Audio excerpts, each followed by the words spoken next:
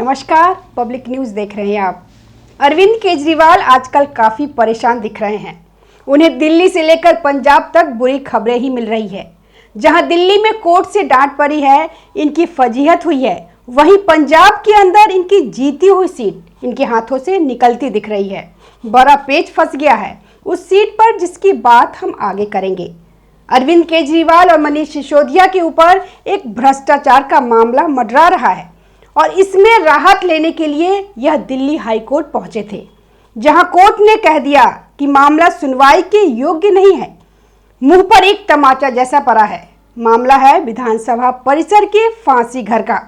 यह फांसी घर खोजा था अरविंद केजरीवाल की सरकार में आम आदमी पार्टी ने, और इन्होंने बड़ा ही उस पर खर्च किया, विज्ञापन दिया और उसका उद्घाटन किया कि यह फांसी घर जो है अंग्रेजों के जमाने का है। यहाँ पर क्रांतिकारियों को फांसी दी जाती थी और हम कितने बड़े देशभक्त हैं कि हमने यह फांसी घर खोज निकाला, जो कि कांग्रेस की सरकार इतने सालों में नहीं खोज पाई थी, बीजेपी सरकार नहीं खोज पाई थी और हमने खोज लिया। खुद को देशभक्ति का ठप्पा तो यह देते रहते हैं, तो यह देशभक्ति की तरह इन्होंने इस फांसी घर का इस्तेमाल किया और उद्घाटन के लिए मीडिया को बुलाया, विज्ञापन भी दिया। लेकिन जब यहाँ पे बीजेपी की सरकार आई और बीजेपी की सरकार ने वो फांसी घर देखा, उसका इतिहास पढ़ा, विधानसभा परिसर का नक्शा देखा, तो पता चला कि यह फांसी घर नहीं था, यह तो टिफिन रूम है। इसका इस्तेमाल अंग्रेजों के समय होता था, एक तरह से फूड लिफ्ट की तरह, कि यहाँ से खाना ऊपर की मंजिल पर पहुँचाया जा सके। और जो रस्सी इन्होंने बताया था कि फांसी के लिए दी जाती है, वो रस्सी टिफिन के लिए, खाने के लिए वो रस्सी इस्तेमाल होती थी, उसे ऊपर तक पहुंचाने के लिए।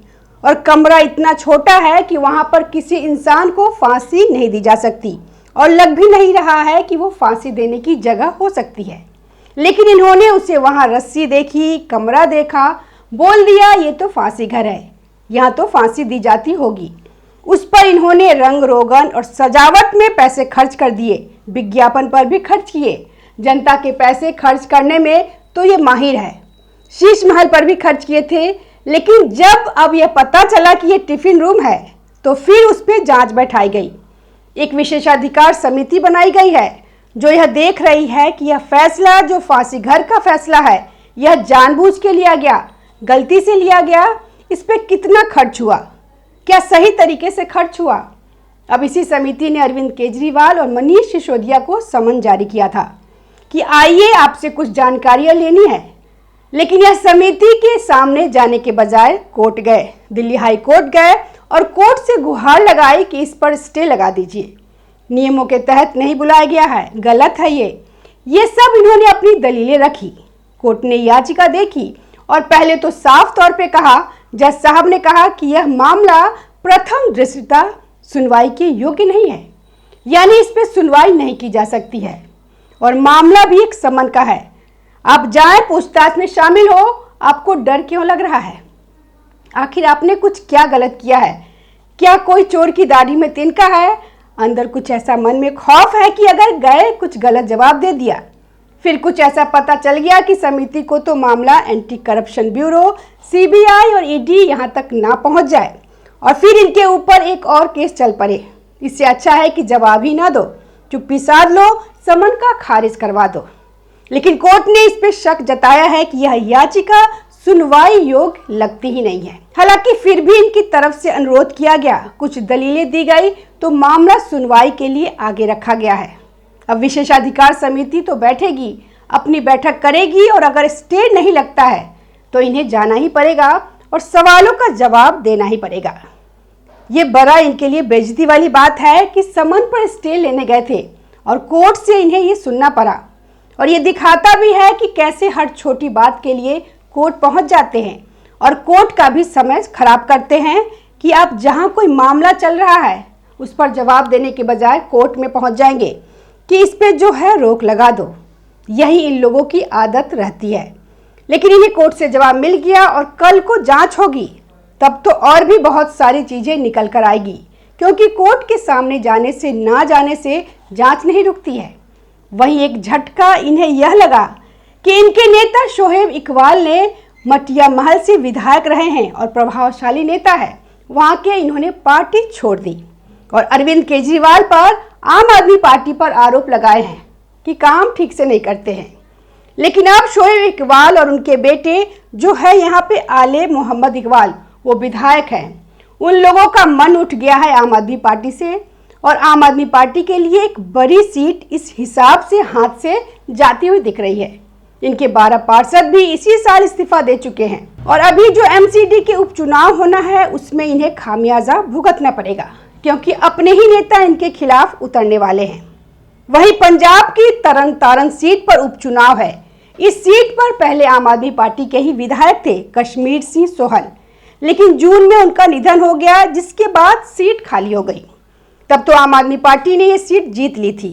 कांग्रेस थी उस वक्त और कांग्रेस के हाल क्या था यह सबको पता है। किस तरह से पार्टी पूरी तरह टूटी हुई थी, झगड़ा चल रहा था, तो आम आदमी पार्टी को यह सीट मिल गई।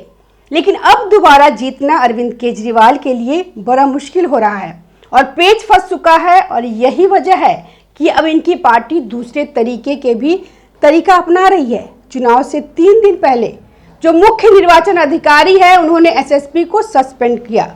तरन तारण में एसएसपी रणीत कौर अग्रवाल इनको सस्पेंड किया। इनके ऊपर आरोप है कि इन्होंने अकाली दल के नेताओं के खिलाफ फर्जी मुकदमे दर्ज किए थे। अब जब थोड़ी बहुत जांच की गई होगी, शुरुआती जांच में कुछ पाया होगा, इसके बाद सस्पेंड किया गया। फिर पुलिस आयुक्त को ही अतिरिक्त प्रभार दे दिया गया। अब एसएसपी किसके तहत आएंगे? राज्य सरकार की पुलिस राज्य सरकार के तहत आएंगे।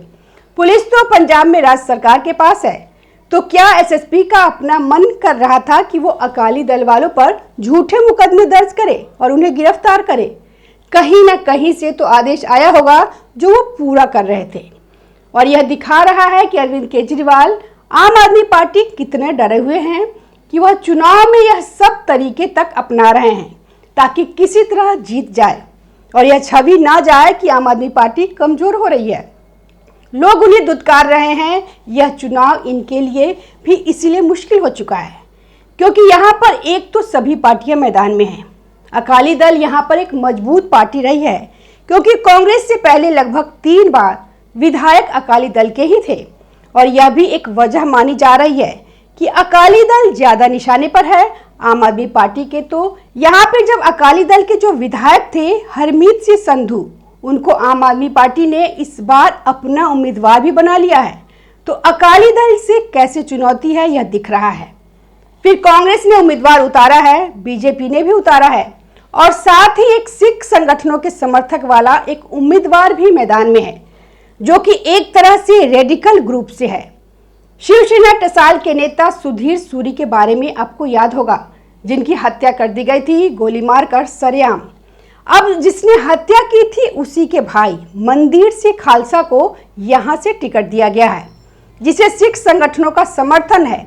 और वारिस पंजाब दे जो कि अमृतपाल सिंह, जो यहाँ पर खालिस्तानी अमृतपाल सिंह आया था और यहाँ ड्रग्स का व्यापार और यहाँ पे कट्टरपंथ को बढ़ावा देता था, ये सारी चीजें जो कर रहा था वो अभी हुआ है, जेल में वो है। लेकिन उनकी पार्टी तो एक्टिव है, वह अभी सांसद बन गया था, तो उसी की पार्टी का वारिस पंजाब दे का समर्थन हासिल है। यानी कि पूरे रेडिकल फोर्सेस है और अरविंद केजरीवाल को अब इसकी चिंता सता रही है। कभी खालिस्तानियों का सपोर्ट यह भी लिया करते थे। इन्हीं के पार्टी के नेता कहते हैं कुमार विश्वास ने तो कई किस्से बताए हैं इस बात के। लेकिन अब वही कट्टरपंथी समूहों से एक अलग उम्मीदवार खड़ा हुआ है, तो अरविंद केजरीवाल फंसे हुए हैं चौतरफा।